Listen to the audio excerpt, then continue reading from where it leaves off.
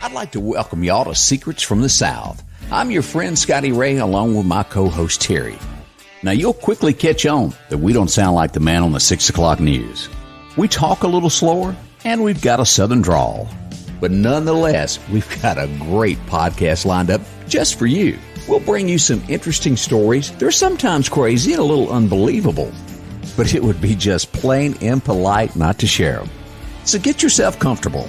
Find some southern charm in a glass of iced tea and enjoy. So when was the last time you looked at a headline, or maybe actually sat down and watched the news? Was anything uplifting?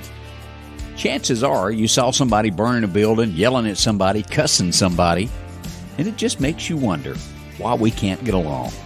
I hope you'll enjoy this week's episode titled America, Angry All the Time.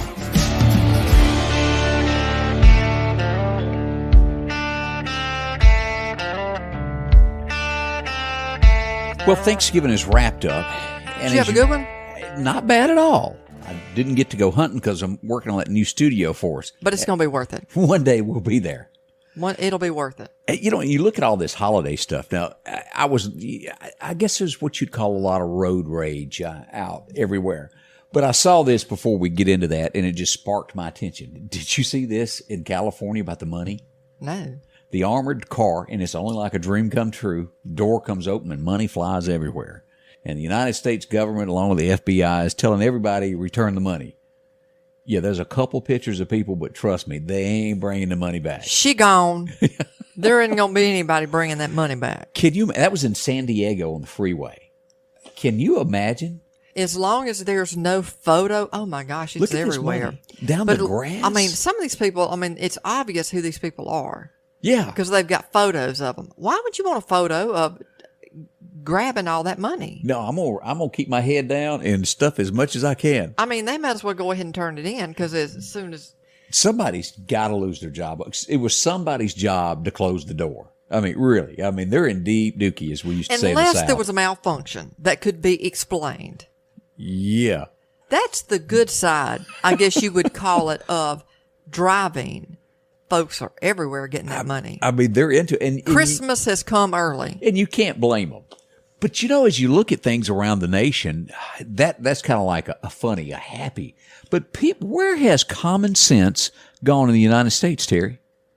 You know, I don't even go as far as saying it. I think it's everywhere. Where does all of this, like you said, where does all of this rage come from? It's meanness. Now, could it have anything to do with playing video games all your life and you haven't dealt with real life out there? Or am I just making this up because I've read it online? Well, I think it's a combination of people don't live in the real world. I think it's a combination of we want what we want when we want it.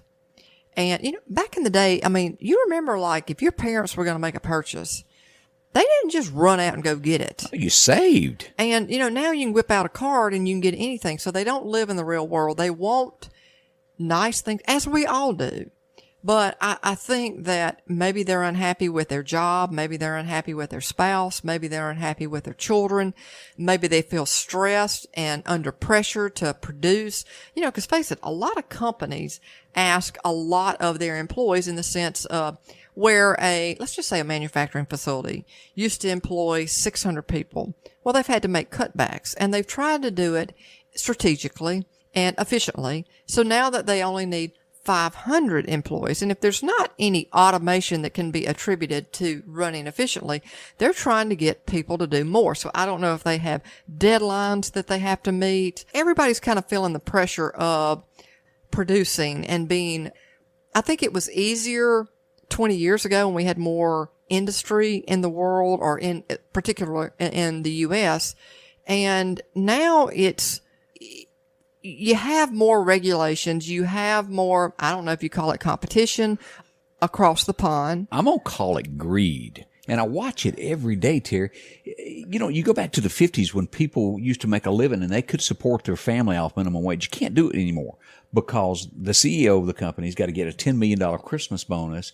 And instead of the workers getting the money, it goes to one individual at the top of the ladder, and that bunch gets it, and it's not spread. That bothers me. I mean, don't get me wrong. You've got some great individuals, but I just think that when you look at the stats, there's got to be a lot of pent-up anger and stress, and it's got to boil over at some point. Well, it's like a chicken on a hot pan. If you want to make them dance, you turn up that heat just a little bit more, and that chicken's going to move around. He's going to do the little jig for you.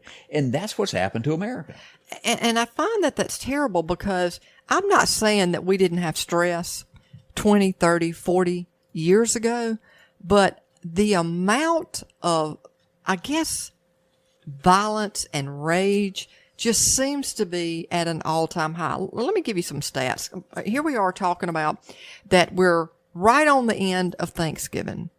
And Thanksgiving is about what we should be thankful for. You know, we're with our family. Hopefully everybody has been with their family and their friends over the holidays and really kind of reflecting on the things that we have to be grateful for.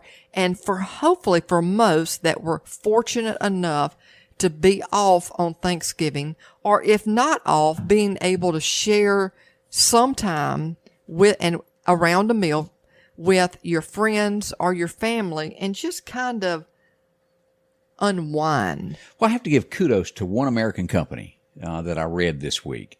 From now on, Target is going to they're going to shut down from now on. They're not going to open on Thanksgiving. They announced that from here forward, never opening up. And I think that does for a lot of our employees, especially, like I said, those that I don't know if they're feeling the pressure because you know how stressful it is with Christmas around the corner. Oh, yeah. I mean, for you and I, for two totally different reasons, you don't do the shopping. For me, we don't have that many people to buy for, and that was a family decision because we'd rather spend time with them than we would rush out and buy something that they already have and don't really need. So it works for two different reasons, but for a lot of people, it is stressful. They don't have the money. They've got too many things they've got to buy, deadlines that they've got to meet. I mean, you know, work doesn't stop just because it's the holiday. So there's this variety of things, but I thought it was kind of interesting to say that 82% of drivers in the U.S. admit to having road rage or driving aggressively at least once in the past year. I'm probably part of that 82%, but 59% of the drivers reported showing anger by honking. 45% of the drivers reported changing lanes without signaling, and 42% of us yell or scream some offensive thing. You got people that get behind the wheel of a vehicle, and it doesn't take much to kind of light that stick of dynamite. Well, I was sitting here thinking, I've only blown my horn at a dog. I don't think I've ever blown my horn at someone in traffic, even if they were slow. I'll motion to let them out. That's just me. Well, my thing is, I know that I've got a little bit of it because I have very little tolerance for somebody that doesn't drive the pace that I think that they need to drive. But now, am I honking my horn and screaming at them? No. But I see but that internally, happen. you know, I'm probably look like I've got Tourette's. Again, I think I could throw myself in there. Why am I wound up so tight over the fact that somebody is not driving at the pace that I think they should? But then you got other people that, okay, while I'm keeping my anger within the confines of my own vehicle, I mean, you got people that will pull somebody on the side of the road and go to punching them. Yep. Or pull out a gun and shoot them. I mean, look at all of this. People die at the hands of others just because of road rage. Yeah. That's on the increase. So we talk about how many people are out there during the Thanksgiving holidays that are going to be working their way home. It's estimated that 53.4 million people have either traveled for Thanksgiving by a car or plane. So what's this going to be like at Christmas? Do you see these numbers? You think that's going to go up, that it's going to be even more? Well, I know that a lot of people travel for Thanksgiving. I would think we're probably going to see something pretty close to that. But they're saying that rage is really a physical or psychological stress, and that alcohol usually is regarded as a source of physical stress. Alcohol consumed before or during, and this is talking about a flight, may cause a person to experience air rage. So you got road rage and you got air rage. All right, now think about how dangerous our roads are right now with people getting ready to make their way home. And you got that many people that are on the road. You know that a lot of these folks, poor folks, and you need to be on the lookout, are going to encounter somebody with road rage. How many times have you gotten on the interstate, Scotty? I mean, this happens to us all the time. And you see a car that's going 120 miles an hour in a 4-lane traffic going one way, and they're zipping in and out of traffic. It takes 1 second for them to make a wrong move, and they've caused an accident. Well, I'll give you a prime example. Me and my dog, Sophie, just last week went up to Chick-fil-A, and we're cruising home in the Lincoln Continental with the sunroof open. We're cruising along at about 50 miles an hour, and this person in front of me in a straightaway slams on brakes to make a U-turn. And me and Sophie had to bow down on the brakes in that Lincoln Continental, and then here come the Chick-fil-A drinks all the way from the back seat. They hit the seat, and all 4 Cokes splatter all over the Lincoln. Were you mad? I was beyond mad. And I mean, but I want to go as far as saying this, and somebody may question this. I almost think that's a combination of people that have so much pent-up anger, or let's just say it takes very little to get them in road rage or air rage. And then there's the other folks, and this is kind of what you're speaking to here, that seem to be caught up in what's best for me. Oh, it's the me movement. I don't have any regard for anybody else except for me. Yep. Or let's just say that pull up to a light and you can't even hear your own thoughts because you hear somebody else's music. Or how did we get this way? And do we ever see ourselves being able to go back in time and have calmer, more sensible people behind the wheel? You talk about being in an airplane. Okay. Long time ago, you know how air travel was, boy, you were something if you got to go on a plane. Now, because of 9/11, and I totally get it, you got to be in an airport 2 hours earlier. Yep. You pretty much have got to get down to your skivvies to show someone that you don't have anything on your person. The scanner shows everything on you. Yeah, but or, you've been asked to take your shoes off, or you got to take your jacket off. You got to put everything through the x-ray machine. I totally get it. I'm not questioning it, but I'm just saying you pretty much got to get down to your skivvies. And then you finally make it to your gate. That's stressful enough. Now keep in mind, if you had to travel a couple of hours by car, you might have even encountered somebody who cut you off or did something else. So you're a little bit on edge anyway. You get into the airport, and where it used to be this considered luxury travel, it's just by necessity now, especially if you want to travel overseas or you want to get a 6-hour flight as opposed to 24 hours of travel by car. And then you finally get to your gate and you get on the plane and you think, I can relax. You got to be worried about the person next to you. Well, I've seen because air rage is on the rise. Well, it's been a lot of fights lately on this mask thing. If somebody thinks your mask getting hanging right on a plane, they want to jump on you and beat you up. And I didn't even talk about that. You got to make sure that you're wearing your mask when you're in the airports. And I can respect that. I know there are a lot of people out there, including ourselves, we're vaccinated, and we're probably of the, it's your rules. So if you want me to wear a mask, I'll wear a mask. I know in healthcare facilities, you're going to wear masks. Totally get that. There are other businesses that don't require it. If you're going to an airport, you just need to understand up front, I got to wear a mask. Now you got to worry about the person that's next to you. Let me just give you some, just to see how many stories are out there about air rage. Woman fined for attacking flight attendant because the seat didn't recline. Oh, that's a real reason to jump on somebody. Okay, woman punches son and steals passenger's cookies. Yeah. Flight diverted after passenger tries to open plane door in midair. Now, that's a big one. They could bring the whole plane down. Yep. How about this? Man who trashed plane toilet in air rage incident. Passenger slaps and spits on flight attendant in violent outburst. I mean, And the list just goes on and on. oh, and I mean, on I could read one after another, after another, after another. But when you are 30,000 feet in the air, do you want to experience someone having road rage? And again, most of that is attributed in the airline industry. It's usually associated to either it's a mental disorder or they've had a beverage or two on the plane. I remember when we went on our honeymoon, we were on our way back, okay? And we went to the Caribbean. And a guy gets on, and it was the airline that we were on offered free champagne, okay? So you got free champagne on the way there, free champagne on the way back. This guy gets belligerent because at some point it's obvious he is very intoxicated. Some people that get intoxicated, they just kind of mellow out and go to sleep. Others are mean, aren't they? And this was the case of this guy. And so the flight attendants made the decision to shut him down. No more.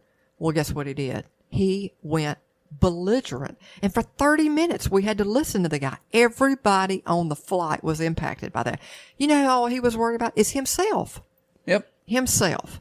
And he wanted more alcohol. And finally, the pilot had to get up and come address him. I noticed that when we got off the flight in Atlanta, he had some company waiting for him. He had law enforcement. And he deserved it. Nobody wants to get on that and have to encounter that. But it's the scary element that comes with it in a car and in a plane. I remember not long ago reading a story where somebody got that way on a plane. It was like 6 of them took him down, and they duct taped him until the plane landed. Yeah, exactly. I can't remember what the fight was about, but he just went crazy. Who gets upset because the seat won't recline? Yeah.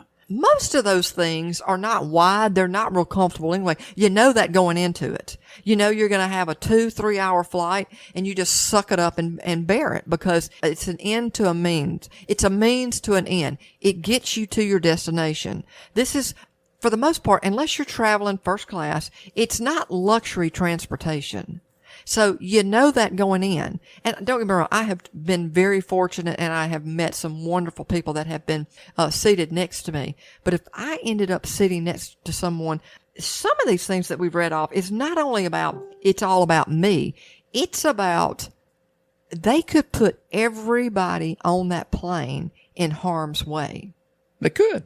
We just seem to be on the rise with people caught up with either it's all about me or they're very mentally disturbed in some way, but they get behind a wheel or they get on a plane. And this is on the rise. And think about this, Scotty. These folks have just come off of, hopefully, a nice Thanksgiving with their families. And it's all they can do to get home safely. I don't plan to be on a plane anytime soon. I've really changed my whole outlook of where I go, what I do, and take the back roads. I just don't care to be in those big crowds anymore right now. Well, you know, our daughter is going to be scheduled to graduate in May, and one of the things that we told her was pick somewhere, and that's where we're going to go. That's going to be our graduation gift. Now, obviously, there's a limit to what we can do. I mean, we can't go to Budapest and Italy and France for 3 months. Natchez, Mississippi is kind of like the cutoff over here. Well, we have expanded that a little bit beyond our state. So we're saying if you want to go wherever, if we can do this within reason, and I know that there's going to be some bucks involved in that, let us know. So we know that wherever she's going to pick, I think it's a high probability that we're going to be flying. And, it's just, you think about the hassle that you're going to be facing is just to make sure that you get there, you get processed, you've gone through security, you're sitting at your gate, and then you kind of think that from that point on, you can breathe a sigh of relief that you get on the plane and your vacation starts. Not necessarily in today's world. You just don't know who you're going to encounter on a flight. You don't know who you're going to encounter on the road just going to the next city. The world is changing, and sometimes there's a lot of pent-up anger that comes out. I don't think, Terry, we're going to see an end of this until America makes a stand and makes an example out of people that harm others with this. It's like the kid that's 5 years old that never gets in trouble, that the parent says, oh, I'm going to spank you if you do this again. And they never do. Yeah. And America, it's just idle threats. Yeah, America's turned into this. As we look at what happened in the news in Wisconsin here, of the guy, how many people now? 6 people. There is no reason in this entire world that 6 people should be dead, and these other people that probably have injuries for the rest of their life. Think about did you see the video of the little toddler that was standing on the street in the parade as he sped by? Yeah, and the grandfather jumps out and How pulls it fast back. would you think that car was running? Oh, I mean, it was getting it. Yeah. I mean, it's not like just idling through this parade. He's on a mission. And again, it's the rage. And they're saying that he just came from a domestic situation. So, you know, if you're that upset, don't get in a car. Don't get on a darn plane. But I think we got to take this a step further at this point, Terry, because they give them a little jail sentence and they're out. And I almost want to say this is like the people that the copycat crimes. They see that nothing happens to this person, so when they get mad, I'll go do the same thing. We had this happen. Was it a year and a half, 2 years ago? Yeah. And all those people were run over. I think they were at a protest or something like that. I mean, they didn't deserve that. No, I don't care who you are. That's not right. And both of these people. But these people are at a Christmas parade, Yeah. Scotty. I mean, this is supposed to be a joyous time in their life. When you have Christmas parades, you're going to bring your family. You're going to bring your grandchildren or your children to something like this. Think about, there are more victims than 6. You've got all of those folks that are in the hospital. Think about those little kids that had to witness that, and they're thinking they're there for something good. Yeah, did you see the line this week where it said, just glue me back together, little 11-year-old Oh, girl? yeah, exactly. It tugs at your heart. I think it should make us pause. It should piss us off, but it should make us pause and say, you know what? When you get in a car, when you get on a plane, there's more around your surroundings than just you. Think of others. And if you can't do that, then don't get on either one of them. I agree. I'm like you, Scotty. Something's got to stop. And if you've got a lot of rage, you feel a lot of stress in your life, you need to find a way to eliminate it. But until the United States learns to deal with people once again, this stuff is going to get worse. You read about it when you're looking at air rage. This is going on in other countries. Everybody is seeing that people seem to be on edge. I think we need to take a step back and reflect on who we are and to your point, who we want to be, and set an example.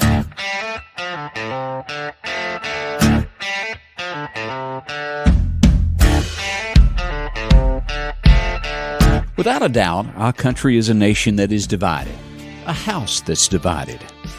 It's almost as if brothers against brother again. What happened to the days of, agreeing to disagree? We've even reached a point where families can't get together at holidays anymore. I even saw last week where Teddy Roosevelt and Thomas Jefferson were removed from New York City because it offended someone. Now that just doesn't seem to be the American way. I guess the moral to my story this week is, don't let anger stand in the way of right and wrong in this world. And never let anyone tell you, just because you're a person of faith, that you shouldn't stand your ground.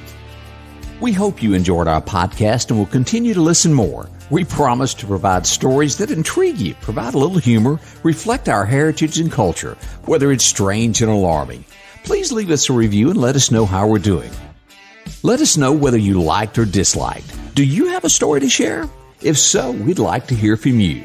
Please email us at comments@secretsfromthesouth.com and provide a brief description of your story along with contact information, and we'll be in touch. We'd like to say thanks for dropping by.